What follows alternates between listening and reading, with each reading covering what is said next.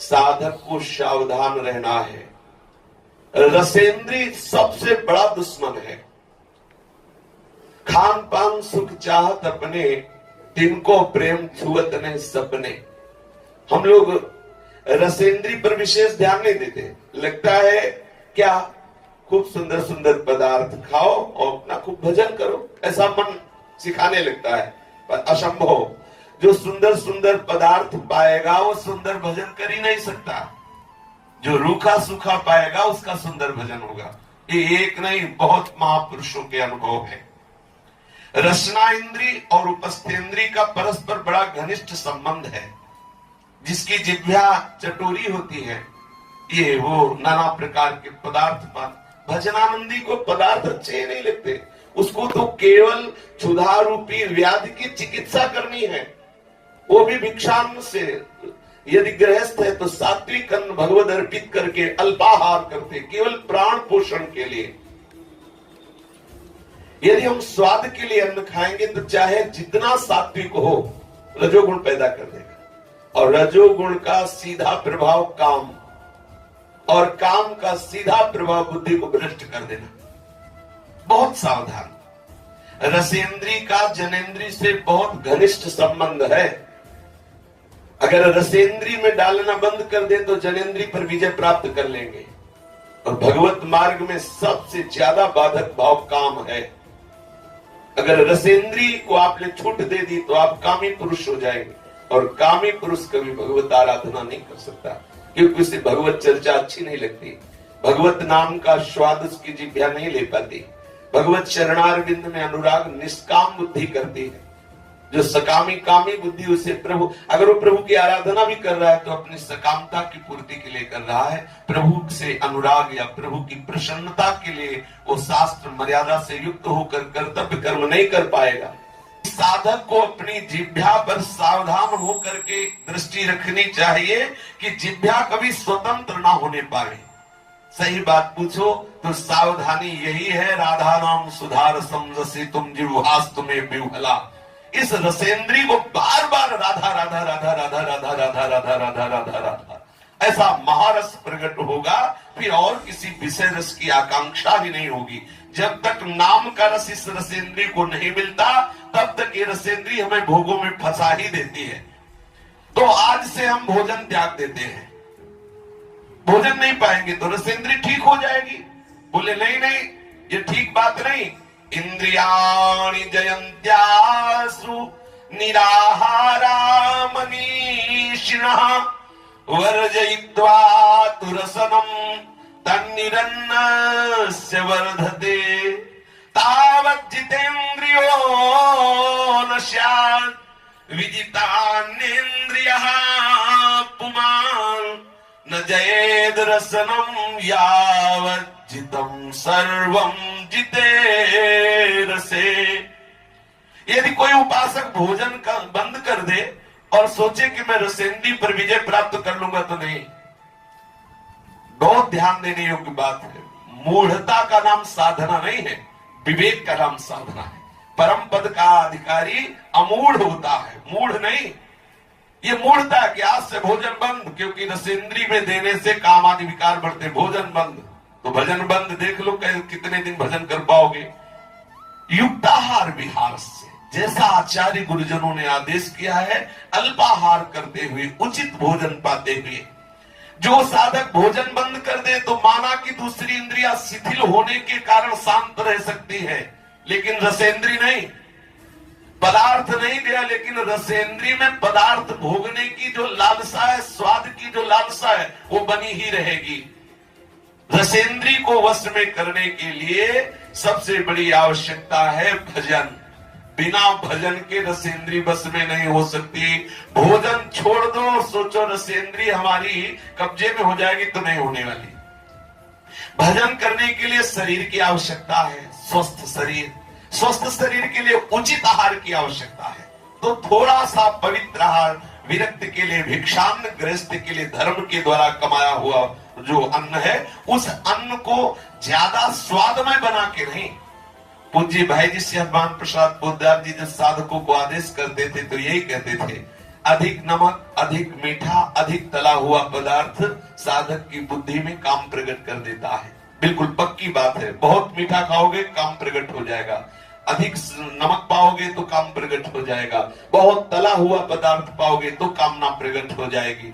हाँ, बहुत कम मात्रा में घी हो, बहुत कम नमक हो, थोड़ा मीठा हो, ऐसा आहार लो, रूखा सूखा आहार लो, ज्यादा स्वाद बुद्धि ना हो तो बात लो। देखो अभी कुछ समय पहले ही अंतर ध्यान हुए हैं, पूज्य बाबा श्री रामदास जी मास्टर बाबा जी ने कहते थे, पंडित गया प्रसाद जी के शिष्य थे, उनके यहाँ आहार में कोई स्वाद नहीं होता था।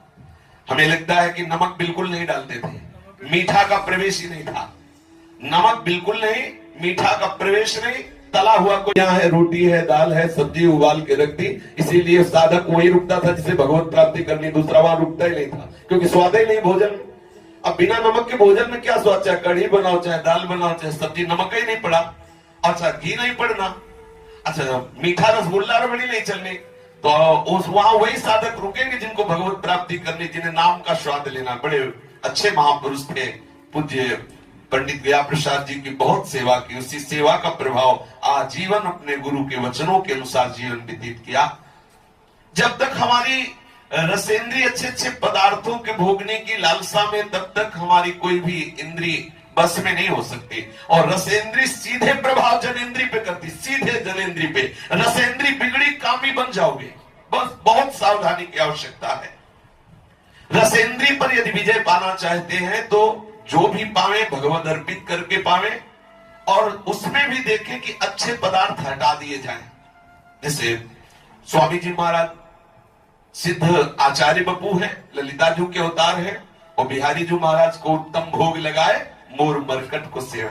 अगर वो बिहारी जी को भोग लगा के 56 भोग भी पावे तो उनका कुछ बिगड़ने वाला नहीं, क्योंकि तो सिद्ध बपू श्री ललिता जी है। लेकिन वो आचार्य है तो आचरण करके बता रहे हैं। कैसा? आप तो स्वयं एक मुट्ठी चना पाते हैं और सीख से बोर कर 56 भोग को जबान में ऐसे रख लेते हैं कि ये प्रसाद हो गया, बिहारी जी के प्रसाद का मान हो गया। श्री पूज्य पंडित रामकृष्ण बाबा जी श्री राधा रमन लाल जी के दर्शन करने गए तो गोस्वामी जी भाव में भर करके एक दोना बढ़िया मिठाई जो राधा रमन लाल जी को भोग लगी थी दिया। बाबा ने ऐसे किनका लिया और रख करके कहा कि आपको संतों को ये प्रसाद नहीं देना चाहिए, आप संतों की बुद्धि को बिगाड़ना चाहते हैं। अगर वो बड़े बड़ों का शासन कर, बड़े बड़ों पर शासन कर देते हैं, जो विरक्त महापुरुष होते हैं, वो उन्होंने कहा आपको तुलसी दल और केवल चरणामृत यही देना चाहिए विरक्तों को। ये जो अच्छे पदार्थ ये राधा रमन लाल ही पावे, हमें तो तुलसी दल और चरणामृत दीजिए। ये अगर रसेंद्री में बढ़िया गुलाब जामुन, रबड़ी, रसगुल्ला, तो फिर जनेंद्री को भी उसकी अनुकूलता चाहिए। और जनेंद्री रसेंद्री यदि अपने विषयों में विचर रहे तो सच्चिदानंद प्रभु का चिंतन कौन करेगा? कौन रस चाहेगा नाम का? कौन चाहेगा प्रिया प्रीतम के चरणारविंद का सुख? उपासक सब इंद्रियों पर विजय प्राप्त कर लेने पर भी तब तक जितेंद्री नहीं हो सकता जब तक रसेंद्री को अपने वश में नहीं कर लेता। और यदि रसेंद्री को वश में कर लिया तब तो मानो सभी इंद्रियां उसके वश में हो गई। नाम जप करो, अपने आप सारी इंद्रियां बस में हो जाएंगी, पर नाम जब सतत तभी चलेगा जब रूखा सूखा पाओगे। देखो पूर्वज हमारे जो गुरुजन संत जन हैं कैसे, आज भी हमारे सदगुरुदेव भगवान ना तो कोई मीठा पाते हैं, ना कोई रबड़ी रसगुल्ला पाते हैं, ना दूध में चीनी डालते हैं, और दूध उबालकर श्री जी को भोग लगा दे, औट कर भोग लगा दिया, और 2 रोटी और उबली हुई सब्जी 12 महीना का एक ही नियम है। तीसरी चीज कोई नहीं होगी उनके, आज भाई कचौड़ी और पकौड़ी और कुछ, बस 2 रोटी हाथ की चूल्हे की, वो भी आज भी वही स्थिति में जो आज के 15-20 वर्ष पहले वो रहनी वही आज रहनी है। महाराज जी की रहने में कोई अंतर नहीं, वही कंडा और लकड़ी से रोटी बनती है, और यहाँ जो आसपास के गांव हैं वहां से जब खेती कटती है तो अन्न आ जाता है, गेहूं, और उसी को पिसवा करके ब्रजवासियों के अन्न से ही 2 रोटी और सब्जी उबाल करके आज गुरुजन ऐसे पा रहे, शिष्य जन रबड़ी छान रहे हैं। तो आप सोचो गुरुजन कैसे रह रहे हैं, क्यों रह रहे हैं? अच्छा, अच्छे अच्छे पदार्थ मिलते ना हो तो ये बात नहीं, आप देखो जाकर रोज क्या क्या भोग लगता है ठाकुर जी के, श्री जी के सामने कैसे कैसे सुंदर पदार्थ, और थोड़ी देर खड़े रहिए उस भोग में क्या वहां बचता है ये बताइए, सब का सब बट जाएगा। महाराज जी बस ऐसे दर्शन कर लिए क्या भोग लग गया, इतना। तो आप समझो, ये सिद्ध महापुरुष ऐसे कर रहे हैं तो अपने लोगों को तो और सावधान रहना, उनका तो काम हो चुका, वो तो भगवत स्वरूप है। और अपने लोग तो अभी जानते ही नहीं कि भगवत स्वरूप स्थिति क्या होती है, और हम स्वतंत्र है, हमें जहां निमंत्रण आया गए और सब अच्छे अच्छे पदार्थ पारे, भजन होगा, बाद में ये होगा एक दूसरे की निंदा स्तुति और असत आचरण, भ्रष्ट आचरण। जैसे जैसे हम भजन करेंगे वैसे वैसे इंद्रिया और मन प्रभु में लगने लगेंगे, और हमारे हृदय में किसी भी विषय का महत्व न रह जाए, बहुत बड़ी बात है।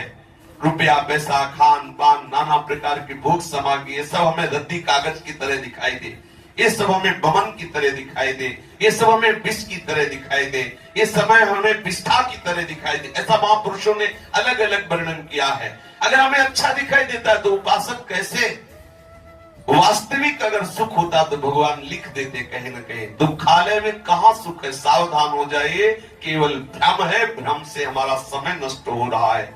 अपनी जिह्वा को सदैव भगवान नाम का रस दे, नाना प्रकार की भोग सामग्री से जिह्वा को हटाए, प्रिया प्रीतम की प्राप्ति इसी जन्म में करनी है, ऐसा दृढ़ लक्ष्य बना ले। अगर खान पान के सुख में फिसलते रहे तो जनेन्द्री का सुख हमें परास्त कर देगा, और जिसकी रसेंद्री जनेन्द्री भ्रष्ट आचरण में लगे, फिर कहां भजन, कहां भजन।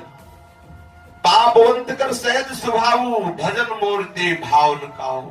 जो सब पापाचरण करता है भजन बनेगा ही नहीं, आप लाख प्रयास करो, प्रमाद स्थिति आ जाएगी, भजन में मन नहीं लगेगा। बहुत कीमती समय है, सावधान होकर श्री जी के चिंतन में, श्री जी की सेवा में, उनके जनों के संग में, उन्हीं के विचार में हम डूबे रहे। हमारे पास एक क्षण भी ऐसा न हो कि हम किसी और को और बातों के लिए समय दे सके। समय बहुत कीमती है, जो समय का आदर करता है वो उत्तम कोटि का उपासक है। जो समय का आदर नहीं करता, निश्चित एक न एक दिन ऐसा फंस जाएगा कि उसे भ्रष्ट होना पड़ेगा। सावधान रहे, सावधानी ही साधना है। शेष चर्चा आगे। श्री राधा वल्लभ लाल की जय।